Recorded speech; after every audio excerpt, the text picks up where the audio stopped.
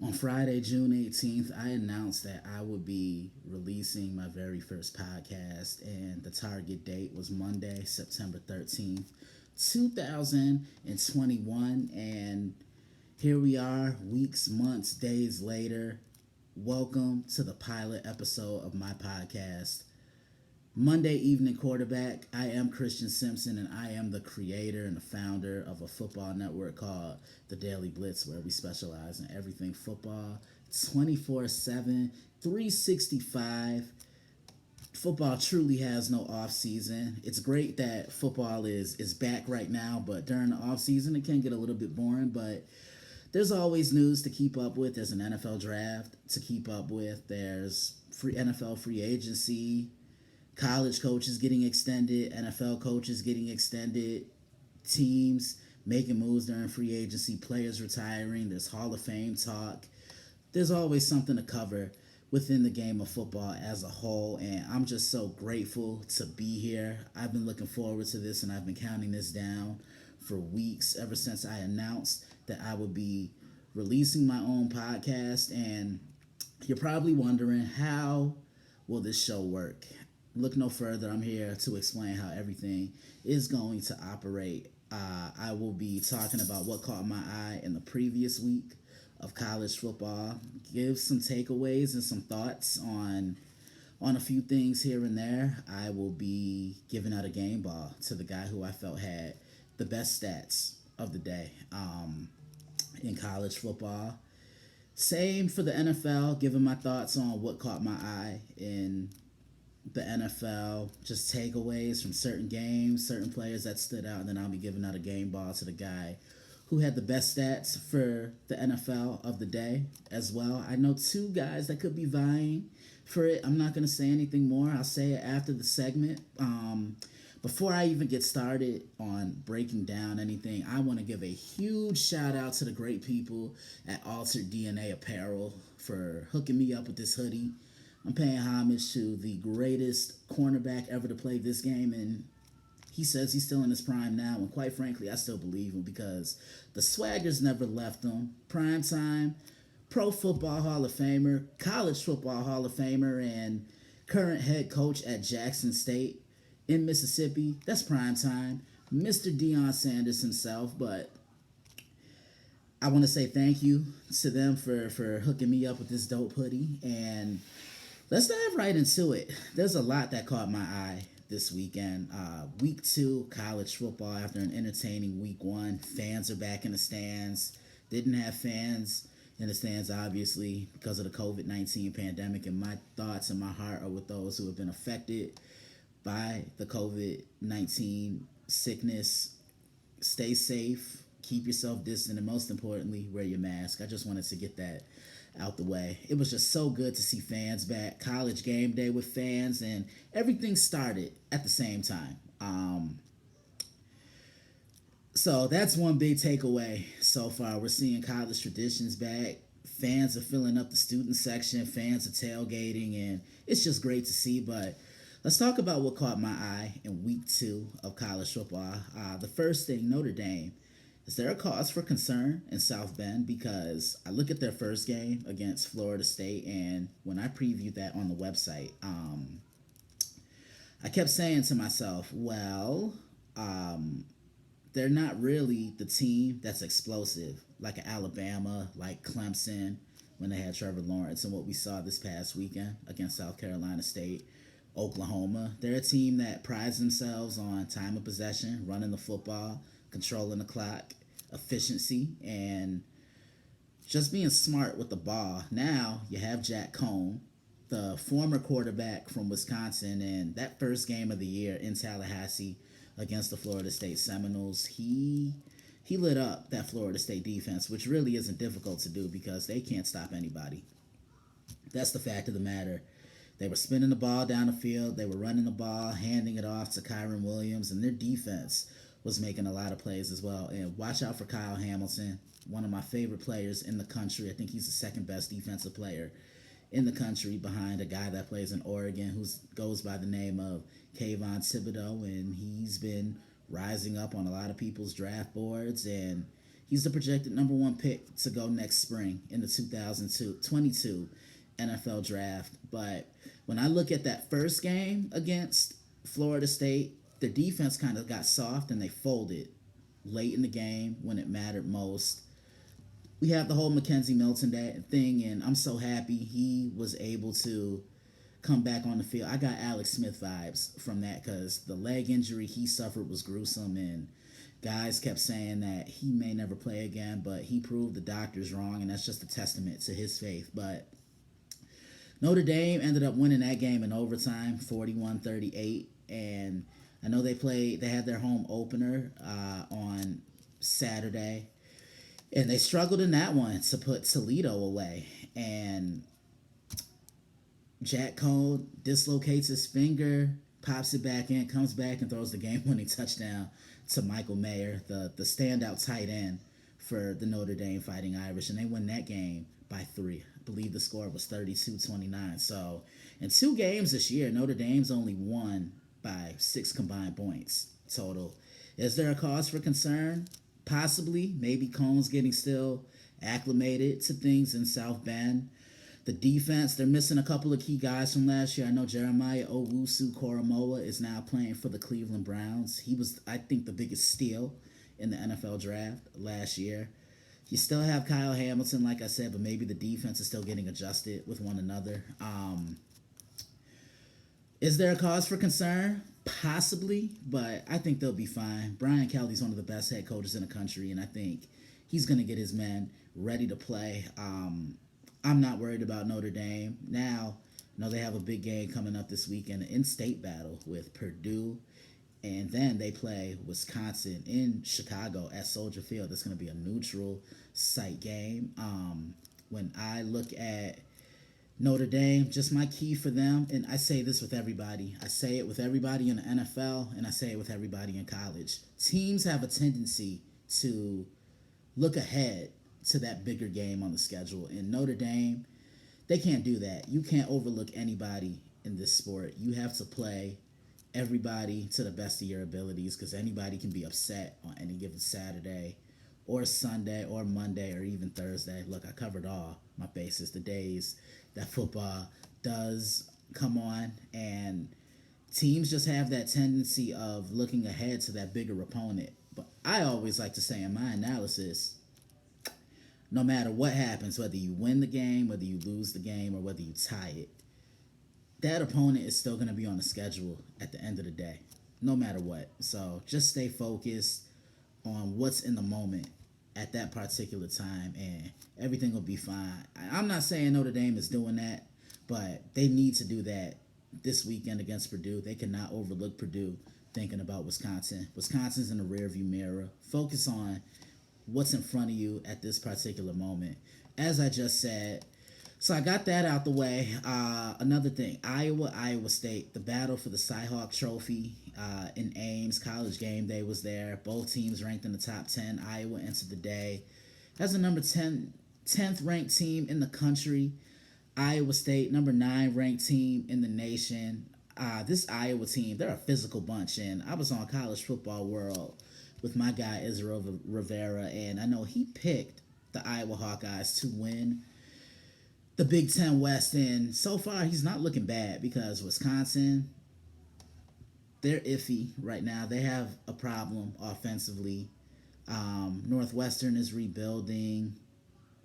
So this could be Iowa's division to take right now at the moment. I know it's a little early to say because only 2 games have been played. We can revisit this in a month. So when you watch this, make sure you remind me, look, hey, Christian, we'll revisit this whole thing with Iowa once again. So I'll write that down if you guys keep me reminded. But playing Iowa State didn't look that great against Northern Iowa in week 1. I think they let Northern Iowa stick around a little too long. Look, when you have a team that you know you're leaps and bounds better than, you put them away when you can at that particular moment, and they didn't do it. I like the build of this Iowa State team. They're fast on defense. They get takeaways. They have a great standout defensive end in Will McDonald IV, who really makes things happen. And then their offense, they have the best quarterback in the Big 12, and Brock Purdy, and the best running back in college football that you don't hear about, and he goes by the name of Brees Hall. So coming into this game, Iowa, they look completely dominant against Indiana in week one. Really made Michael Penix look discombobulated, forced turnovers, sacked him about 5 or 6 times, and they kept Indiana out the end zone, held them to 2 field goals. And I really think Iowa is the most physical team in the country. That's my biggest takeaway from this game on Saturday in Ames. But my big question mark was could the quarterback, his name is Spencer Petras, could he take over and make a big throw with his arm when you needed him to? And he did. Spread the ball around to all his receivers, have a great running back in Tyler Goodson, who I finally got the chance to watch play. But that Iowa defense, they were ball hawks. They closed up the lanes on Purdy. They limited Brees Hall to any big plays, really got to him before he could really attack the line of scrimmage. And that's what the game came down to. That's what football comes down to as a whole, is how can you dominate the line of scrimmage on both sides of the football, not just one. And if you dominate the ball on both sides of it, you're going to win football games 9 times out of 10. And this is an interesting fact about Iowa. They came into this game not allowing 24 or more points in 23 consecutive games, and that continued again.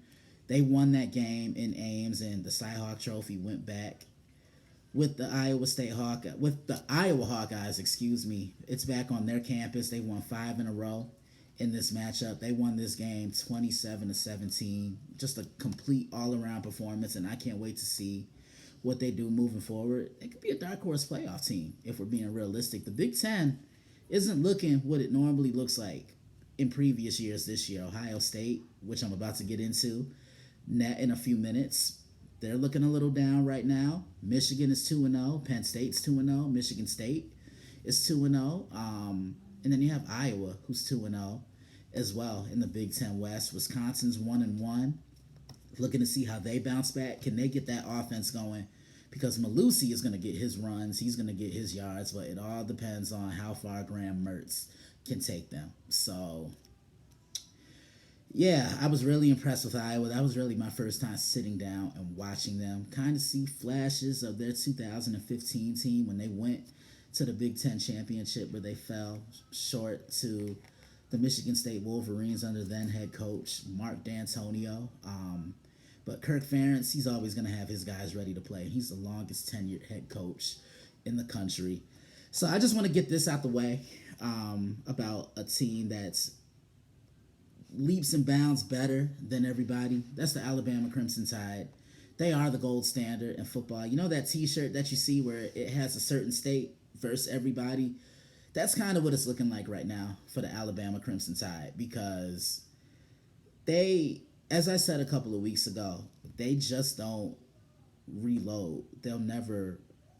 Okay, let me rephrase that. They don't break it down. They don't believe in starting over from scratch or having down years. They just always end up reloading. They lose guys to the NFL every year at key positions. I mean, look at everybody they lost last year. They lost Mac Jones. He's a New England Patriot now. Devontae Smith is a Philadelphia Eagle. Najee Harris, he's a Pittsburgh Steeler. You lost Patrick Surtain II. He's a Denver Bronco, who I think is going to have an immediate impact on that defense. Can't wait to get into that a little bit more in a few. And then Jalen Waddle, he's a Miami Dolphin. But Nick Saban, he's the best coach in the country, one of the best ever in the history of college football, because all the man does is win. But he's also an outstanding recruiter, and he will go and get the best players for his system and guys that just want to come in and help the team win and contribute and have an immediate impact right away. Has a great quarterback in Bryce Young already. John Mechie III is a standout wide receiver. He was kind of under the shadows under Jalen Waddle and Devontae Smith, which is obvious because those were the bigger names, and Devontae had the year that he had last year, and John Mechie's probably going to be the number one wide receiver for that offense. And you have Brian Robinson Jr., who I think might be the most complete running back that has put on a uniform for the Alabama Crimson Tide. He plays with that low center of gravity. He's physical. He knows how to cut back. He can cut on a dime and cut into a completely different direction. He catch the ball out the backfield. He can block because coaches look at that now. What can you do without the football in your hands? You got to be able to pick up a block to protect your quarterback's blind side because linebackers and safeties and corners are coming in on blitzes and they can time those to help the quarterback. And right now, it's Alabama up here, and every other team in the country is looking up to them. I think they're a lock to not only win their division, but get back to another SEC title game, clinch a playoff spot, and then play in the national championship once again. Look, I know it's obvious, but let's just get that out the way. And to beat them, you have to basically play close to perfect football. You can't have any mistakes against them because if you turn the ball over on them, they will make you capitalize on everything. They will capitalize on it. Sorry, I messed up on my wording there. They will capitalize on it and they will make you pay. They have the offense, they have the defense. Bryce Young has already impressed me in 2 games, and he's had the cleanest uniform that I've seen from a quarterback at any level because no one's hitting him. That just goes to show you that Alabama offensive line, once again, looking to be one of the 2 or 3 best in college football. That's what they build themselves on, running the ball, having a good defense, a quarterback who won't turn the ball over, and a defense who's opportunistic that can make you one-dimensional and can get after you. And that's always going to be the Nick Saban way. But I think one of the biggest games of the day, I had this circled on my calendar when I saw the schedules come out, and that was the 12th ranked Oregon Ducks against the previously ranked number 3 Ohio State Buckeyes. Can you believe Ryan Day had never lost a regular season game? He entered that game undefeated in regular season play. The only 2 losses he had have been in the playoffs when they lost to Clemson a couple of years ago in the Fiesta Bowl, and that was a great game, by the way. And when they lost to Alabama last year in the national championship. Now, granted, that's Alabama, and you got to have both feet in the water when you play them. But I'll be real. When I look at Ohio State, I did not like the way that they looked against Minnesota. Their defense picked up where they left off last year, failing to stop the run. Mohamed Ibrahim at that, the running back for the Minnesota Golden Gophers, he ran all over them, and then Ohio State just made adjustments. That's the one thing I will give Ryan Day. He's one of the best in the country at making adjustments at the half. That's what halftime is for. What can you fix in the first? What can you fix in the first half that you can do in the second half? Like, what struggles did you have in the first half, and how can you capitalize on things in the second half? That's part one. And then CJ Stroud, look, he's a freshman quarterback. He is still learning the ins and outs of the game, but Ohio State, they have a veteran receiving core. They have Chris Olave, who elected to come back for 1 year, and he brings leadership. You have Garrett Wilson on the other side, and you have a really good slot receiver in Jackson Smith-Njigba. But I think he does more than be that slot guy because he can really go up and get the football. He made a couple of spectacular catches in that game on Saturday against the Oregon Ducks. Now, I want to turn my focus to Oregon. I think Oregon has the best player in college football. He goes by the name of Kayvon Thibodeau. His motor is always revved up.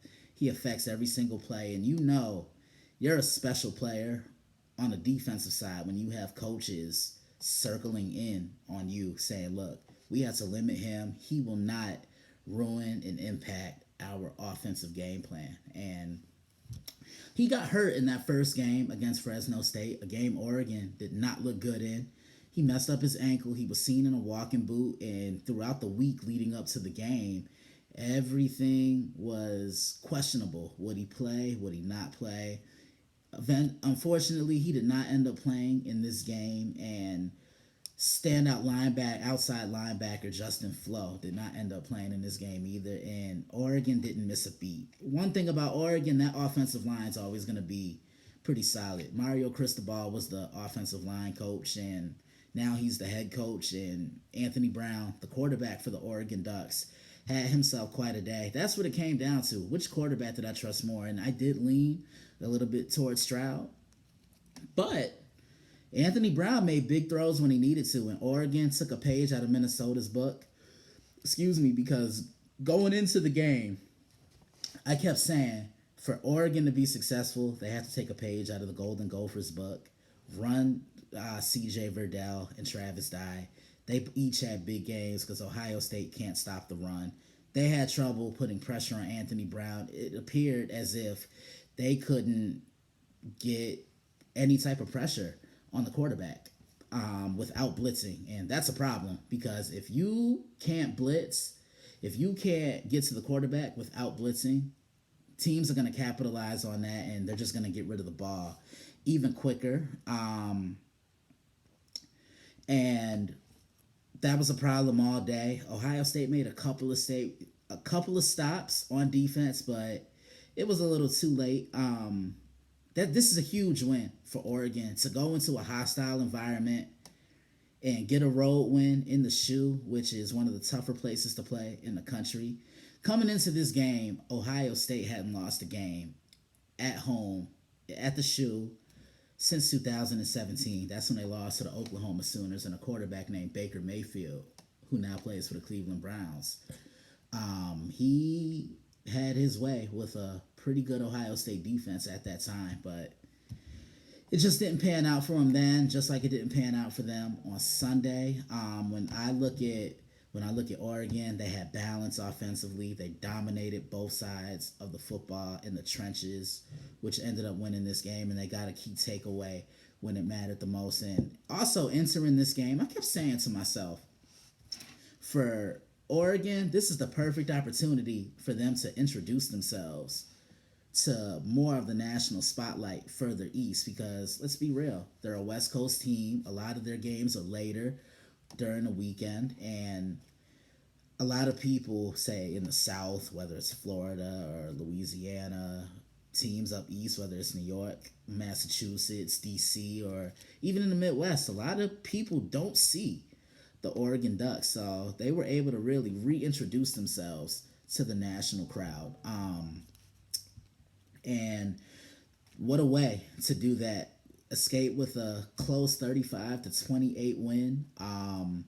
Anthony Brown had a great game. He mixed it up, but he showed he can throw the ball from the pocket because he made some crucial throws when it mattered the most. This is a game that can really set the tone for you the rest of the way for your season. Huge win. This was Oregon's first time ever beating Ohio State. They had played 9 times prior to this Saturday in week 2, and Ohio State had beat them every single time. Now Oregon is 1-9 all time, and this was the first time that Ohio State and Oregon have played since the 2014 national championship game in Dallas, Texas. Oregon, Ohio State, inaugural college football playoff national championship game, and a guy named Ezekiel Elliott ran all throughout the Oregon Ducks. Marcus Mariota was the reigning Heisman Trophy winner that year, and Ohio State just went on a run. They never looked back. That's the thing about football, especially during playoff time and a championship run. It's not about who had the better year in the regular season. It's about who gets hot at the right time when it matters most. I mean, look at the Tampa Bay Buccaneers last year, but that was a huge win for Oregon. Sets the tone for them the rest of the season. I really think Oregon is the best team in the Pac-12, and I can't wait to see how they build off of this. Florida, they beat South Florida. I know Arkansas upset Texas. Michigan got another big win at home against Washington. They have a pretty good 1-2 punch in Corum and Haskins in the backfield, which could be the best 1-2 duo of running backs in the country out the backfield. But can we calm down on the Michigan finally has a quarterback? It's been 2 games, yes. He's been impressive. Look, I'm not trying to diffuse anybody's bubbles or take away the joy, but let's be realistic here. It's only been 2 games. I want to see what he does in Big Ten play, and we'll revisit that when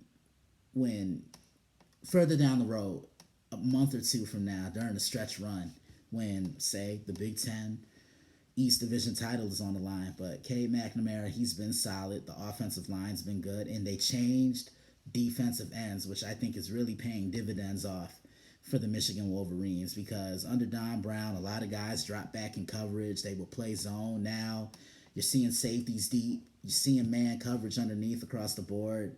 And Michigan has one of the best defensive players in the nation. He goes by the name of Aiden Hutchinson. He wasn't healthy last year, which really hurt them. And now he's back. He's making an immediate difference. He's a leader. He's making an impact, and guys are really following his lead. We'll see what Michigan does. I know, they had a pretty easy game in week 1. Played an unranked Washington team who really dropped the ball against Montana in week 1. Again, looking ahead to that bigger opponent, and look at what happened. They didn't show up against the Michigan Wolverines under the lights. That's a big win for them. I can't wait to see what they do moving forward. So I pretty much covered everything I wanted to cover in college football. Now let's give out a game ball, and the first recipient of a game ball on Monday evening quarterback goes to a junior quarterback by the name of Brennan Armstrong. He's a 6'2", 215-pound quarterback for the Virginia Cavaliers. Brennan had himself quite the day on Saturday against the Illinois Fighting Illini. Completed 75% of his passes, 27 to 36 pass attempts, 405 yards, and 5 touchdown passes to 1 lone interception, and he wasn't sacked. That's and he had a quarterback rating of 85.8. Great game, Brennan, and we'll see what you do moving forward. So I covered everything that I wanted to cover in college football. Now let's go to where a lot of these college kids hope to be within the next year or two, and that's the NFL. Week 1 of the NFL officially started on Thursday, September 9th. Had a great game, great way to open up the year. Dallas Cowboys, America's team, against the defending Super Bowl champion Tampa Bay Buccaneers. And tell me if you've heard this phrase before. Tom Brady is a Super Bowl champion 7 times. Got my numbers mixed up there, so excuse me on that. 7-time Super Bowl champion. Last year was a challenge for him. First time in a iconic 20-year career that he was switching teams. A lot of people kept saying he couldn't do it without Bill Belichick. There were no camps or no training camps or OTAs because of the pandemic. Teams couldn't get together. So those first couple of games last year, those were his preseason games. And then after that game against Kansas City, Tampa just buckled in. Their defense got better. They got a healthy Devin White back, and they never looked back. I mean, look at everybody they beat in the playoffs. You beat a future Hall of Famer in Drew Brees 1 week. Then you go up to Lambeau, beat another future Hall of Famer in Aaron Rodgers. And then you get your rematch with Patrick Mahomes and the Kansas City Chiefs, and your defense makes Patrick Mahomes look completely silly. But this was a great game on Thursday night. First, it was so great to see Dak Prescott back on the field. And the way he played, you saw why he finally deserved every penny of that contract extension he signed in March of 2021 in this past offseason. Yeah, he threw the ball 58 times. And one thing I want to address about the Cowboys and all the critics, can we stop saying that Ezekiel Elliott is washed or he's not good anymore? You have to realize something. He has a coach who's allergic to running the football. That's Mike McCarthy. Let me paint another picture for you. Let's say Mike McCarthy is the head coach of the Green Bay Packers now, and he has Aaron Jones, and he just doesn't use him. That's what you would pretty much be seeing. Exactly what we're seeing in Dallas with Zeke. Yeah, when Zeke has it going, he's one of the best running backs in the National Football League. He got his money a couple of years ago. He's been used very sparingly. Let's put it that way. He can't make an impact on just 10 or 11 carries. You have to feed him the football 15 to 20 times, maybe even 25 times for him to really make his mark within this offense. And when you do that, you keep feeding him. He wears defenses down. Mike McCarthy isn't a coach who doesn't like to run the football. Look, Dak threw the football 58 times, which was questionable, but it's a pass happy league, but running the football is still a very important aspect. And I had to give the Cowboys a lot of credit because they stuck with the Tampa Bay Buccaneers and even had the lead. They almost won that game, but they screwed up when they gave Tom Brady a minute and 24 seconds. When you play Tom Brady, you really have to beat him. Lower that clock. Don't give him any time on the clock. Now, the controversial call, was it offensive pass interference? Yes, it absolutely was. Chris Godwin pushed off. Look, I'm all for the referees calling a fair game and letting the guys play because they're going to be scrappy and they're going to be physical at the line of scrimmage. But if you see a blatant penalty and an obvious penalty at that, you have to call it right then and there. Great game. Tom did what he did. He got them in prime position and field goal position. The Buccaneers won that game by a score of 31-29. Dallas has nothing to hang their heads down about. There's a strong possibility that maybe these two teams could see each other again in the playoffs if Dallas makes it that far. But they have to get their first win. Dallas is 0-1. Tampa Bay 1-0. The favorites to win the NFC South and potentially come out the NFC once again. Brady had a great game, and I think his arm looks stronger now than it has in all the years I've been covering him and watching him. Like, he had more zip on his passes, and he was just able to really fling that thing in there. But he takes care of himself. That's why he's one of the best in the league and the greatest ever to play the position. Remember, Tampa during the offseason did what a lot of teams aren't able to do, and they re-signed all their starters from last year's title-winning team to come back and run it back and try to repeat. No team has repeated since the 2003, 2004 New England Patriots and the 04-05 New England Patriots with, you guessed it, Tom Brady. Could they do it again? Only time will tell. But yeah, some other things that caught my eye yesterday. The New Orleans Saints. Look, I didn't see that coming. I previewed that game on the website last week entitled New Day. Green Bay Packers, New Orleans Saints. First game for the Saints in the post-Drew Brees era. The future Hall of Fame quarterback decided to call it a career after 20 years. He had nothing left to prove, but his arm strength was really diminishing right before our very eyes because he prided himself on really taking those shots down the field, and he really couldn't do it last year. Everything was short and intermediate. I think the furthest he could throw it was probably about 15 yards, maybe even 16 or 17 at that. But he's a first ballot Hall of Famer, in the future in 5 years from now. I can't wait to see him get that gold jacket. He had a phenomenal career. So the game plan for the Saints coming into this game, I know they were playing with a lot on their minds. This game ended up getting relocated to Jacksonville, Florida because of Hurricane Ida, which impacted some areas of New Orleans, Louisiana. And my heart goes out to those who have been affected by the hurricane. No, you are not alone in this. Sean Payton made the right decision because, look, it's no disrespect to Taysom Hill, but he's not a quarterback that I could solely depend on to throw the football 40 and 45 times a game and keep me in the game. I like what he does otherwise to help the Saints offense because you can use him in a variety of ways. He can run the wildcat, he can line up in the slot, he can block, you can hand the ball off to him on a jet sweep or out the backfield. So he still has an impact on the Saints offense, but I feel you have a better shot at winning games with Jameis Winston under center because he's a pocket guy, and I know Jameis has had a problem with turning the ball over left and right, but if he can cut that down, the Saints, they're going to pick up where they left off, and you can't coach Jameis Winston like you did Drew Brees. Two completely different football players, but Jameis had himself quite the day. He completed 14 of his 20 pass attempts, about 168 yards passing, and 5 touchdown passes. Not 1, not 2, not 3, not 4, 5. Yes, that was inspired by LeBron James.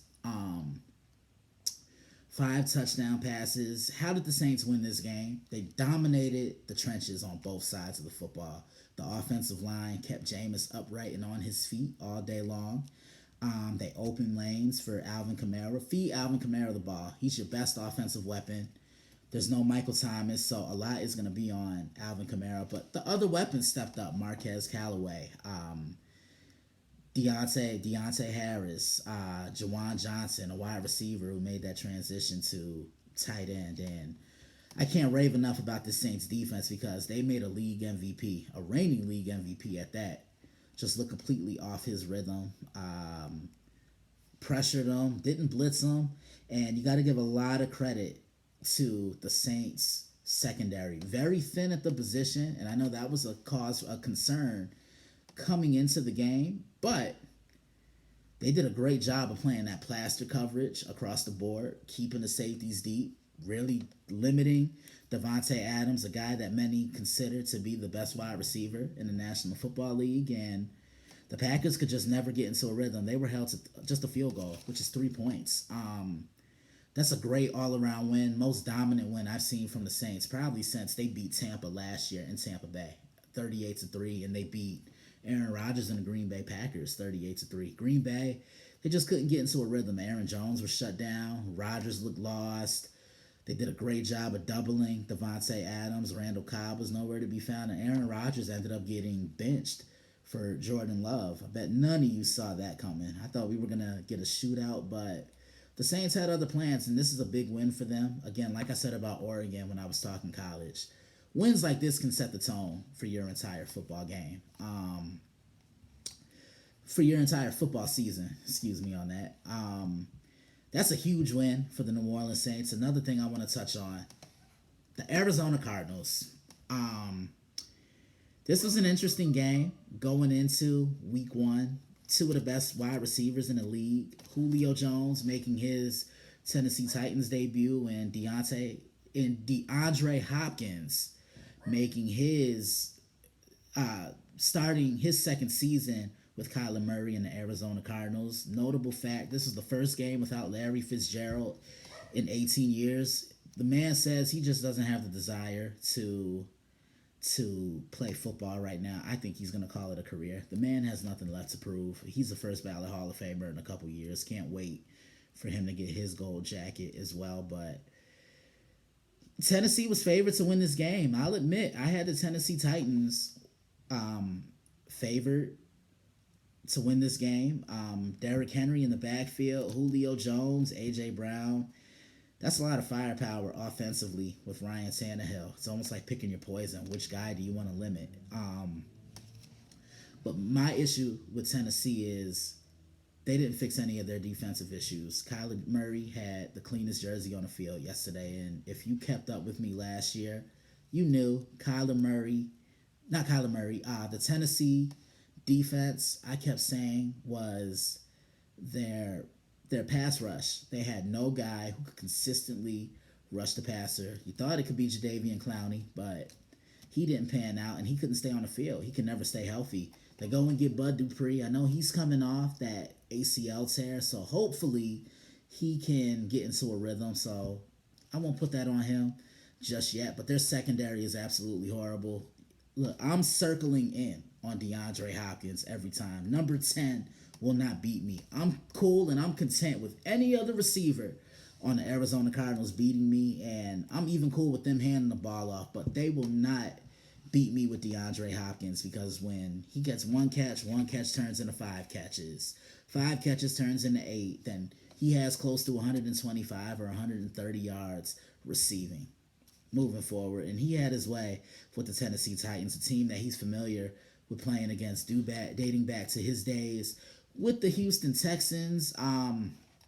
Arizona was complete in every phase of the game, just like I said about the New Orleans Saints a couple of minutes ago. I look at their defense, and a healthy Chandler Jones makes all the difference. Now, look at it like this.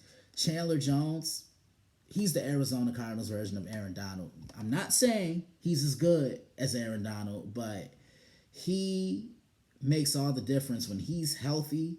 He's active on the defensive line. He has a great first step, and I've been saying, he's a dark horse candidate to win defensive MVP one of these years, but I know he's had a tough time staying on the field, and he just bullied Taylor Lewan last year. Now, look, Taylor's no scrub, okay? Taylor's an all pro offensive tackle on a really good offensive line for the Tennessee Titans, and he just made him look like a fool. Had no answer for him. There was no double team of Chandler Jones, and Chandler ended up finishing with 5 sacks on the day. You got that right, 5 sacks, and that Cardinals defense was just active. I can't wait to see what Isaiah Simmons does in year 2.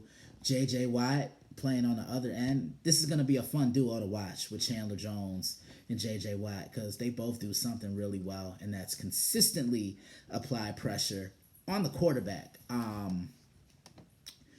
And Kyler Murray, he has a way of completing passes without taking a big hit. Like, he just kind of positions his body where he can throw on the run. He can make that awkward throw, and I think that's his baseball background that you see.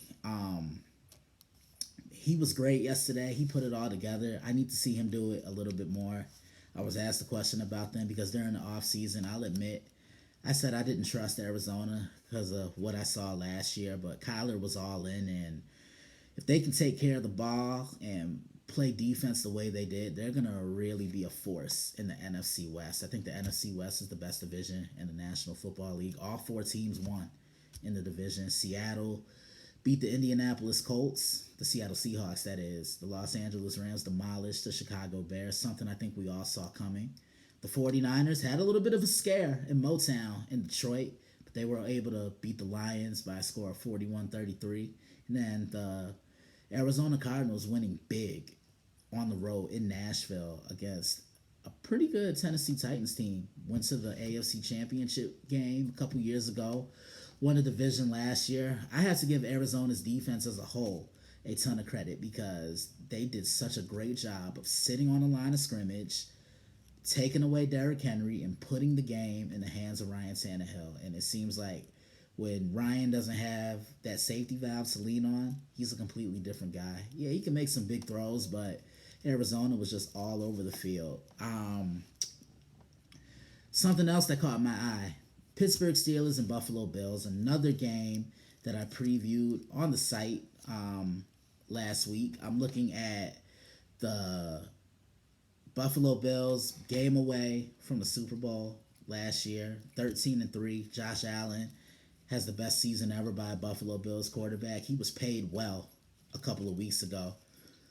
In the offseason. Got the contract extension, making $150 million in guaranteed money.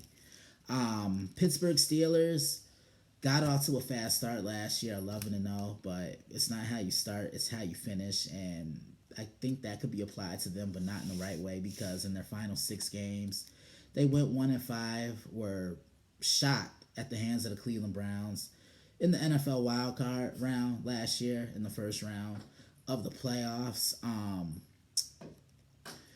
And the Steelers had a lot of question marks this offseason. Would this be it for Ben? Would TJ Watt get his money? Would the Steelers fix up this offensive line? And Ben came back and he restructured his contract. So a guy like TJ Watt, who did just get paid, get the money he deserves, and he deserved every penny of that. He's one of the 3 best defensive players in the National Football League, and he is arguably the Steelers' best overall player. You look at the offensive line. They looked pretty good yesterday. They kept Ben on his feet. Ben was able to get rid of the football quickly, and I kept saying to myself, it would be a shame if the offensive line didn't fix their issues to help the rookie running back out of Alabama, Najee Harris, who I have compared to Matt Forte. I think he's going to be great for the Pittsburgh Steelers. They always have that consistent threat out the backfield. And it looked like Buffalo was running away with this game in the first half. Like, the defense was lights out, but the offense couldn't get into a rhythm. And then this is why Mike Tomlin's one of the 5 best head coaches in the National Football League. He made those adjustments at the second half, and the Steelers kind of took on that underdog role a little seriously because let's be real. During the regular season, I mean, not during the regular season, during the off season, excuse me, got my seasons mixed up. During the off season, you heard about Tennessee, you heard about Indianapolis, you heard about Kansas City, of course, they're the barometer in the AFC. Um, you heard about Baltimore, Cleveland. Um, you heard about all those teams, and not about the Steelers. Buffalo, who they just played yesterday, and they just came out and they punched the Buffalo Bills in the mouth in the second half. I kept saying for Pittsburgh to be victorious in this game, they had to keep Josh Allen in the pocket because he's lethal when he's making things happen with his feet, making throws on the run, scrambling to make plays with his feet, and he just looked lost yesterday. And Buffalo, they have a problem because the Bills don't really have that much of a running game. I think they're a little too dependent on Josh Allen. He threw the ball 51 times. Look, you're not going to win the game. You still need some balance. I understand it's a pass happy league, and I get it's a quarterback driven league, but you still have to be able to run the football nonetheless. And if Buffalo gets a running game, they're one of the scariest offenses in the National Football League because not a lot of teams are going to expect it. We know what they're going to get from their passing game. Josh Allen and Stephon Diggs, one of the best quarterback receiver tandems in the National Football League. Stephon's one of the best route runners, if not the best route runner in the National Football League. And I know they signed Emmanuel Sanders. He's not what he was. He's a guy who's past his prime, but he's a veteran that knows his role. He's a solid number 2 option. He's not the number 1 option that he was when he was in Denver playing with Peyton Manning. He just knows his role, and maybe he'll get acclimated within the offense. They have Dawson Knox. Buffalo's defense also needs to improve. I like what I saw from them yesterday, but can they keep it going? Because they really struggled last year to rush the passer. That's a letdown for Buffalo. Pittsburgh took it personal, and they got a big win on the road to start their 2021 campaign. They're home next week against the Las Vegas Raiders, and Buffalo, they go on the road to play the Miami Dolphins in a divisional showdown in the AFC East. What about Kansas City? Kansas City and Cleveland, which was arguably the game of the week on the schedule. Another one that I preview on the website, and I'd be crazy if I didn't talk about it on this show. They played in the playoffs last year, and Cleveland gave Kansas City all they could handle. So what do you do in the offseason? You fix up your defense for who? The defending AFC champions, the Kansas City Chiefs. And if you want to get anywhere in the AFC, you have to take down the Kansas City Chiefs. They are the gold standard in the AFC, and it goes through Arrowhead if you want to get anywhere within that conference. And Cleveland came out swinging. They were running the ball, getting stops on defense. They were making plays offensively, establishing Nick Chubb, getting Kareem Hunt the ball, getting the ball to Jarvis Landry. Odell Beckham Jr. did not play in this game, and Cleveland hasn't won a week 1 game in quite some time. I believe it's been about 15 or 17 years, and things were looking bright, but here's the thing. No game is ever over with Patrick Mahomes. Ask the Houston Texans about that a couple years ago in the playoffs when Houston had a 24-0 lead and Kansas City just fought back, never looked back. They go on to win the Super Bowl. Like, if you want to really keep Mahomes and that Kansas City team as a whole out the game, look at what Tampa Bay did. Put pressure on Mahomes, keep them on the sideline, win the time of possession battle, and Cleveland got a little complacent at the end. Mahomes making those crazy throws that only he can, throwing across his body, finding Tyreek Hill. Offensive line looked a little shaky, but they got it together in the end. Patrick Mahomes has never lost a game in the month of September, which is absolutely amazing. Tough loss for the Cleveland Browns, but they're going to learn from this. And I truly think, I know it's early to say, but Cleveland could pose as the biggest threat to Kansas City in the AFC. I wouldn't be surprised if we saw these two teams and play in the AFC playoffs down the road in January. But we ain't thinking about the playoffs right now. Look, week one just started. We're still in the early portions of the NFL and college football seasons. Week three of college is coming up next weekend. Week two of the NFL starts on Thursday. New York Giants will play the Washington football team, and it will air on NFL Network only before all the Thursday night games are aired on Fox. Let's give out the first NFL game ball. Now, I've been back and forth between this because I think both these guys are deserving, but I'm just going to keep it to one, and I'm going to give it to Chandler Jones. 5 sacks. He was all over the field. He was a true menace on the football field yesterday against the Tennessee Titans. And if he can stay healthy, watch out. The Arizona Cardinals could have one of the best defenses in the league. Hopefully their secondary can keep up because that was a little bit of their downfall last year. Really didn't do much to address it. You had Malcolm Butler, the Super Bowl hero from Super Bowl 49. Almost got my numbers confused. Glad I caught myself. Super Bowl 49, making that interception, and he just abruptly retires. You got rid of you released Patrick Peterson. He's now with the Minnesota Vikings, and hopefully everything can hold up because I want to see what Cliff Kingsbury and the Arizona Cardinals can do.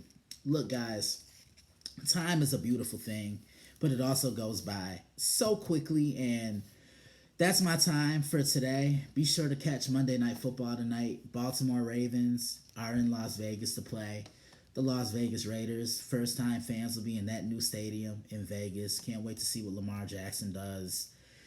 And let's see what Derek Carr does and John Gruden. I don't think John is going to be there any longer.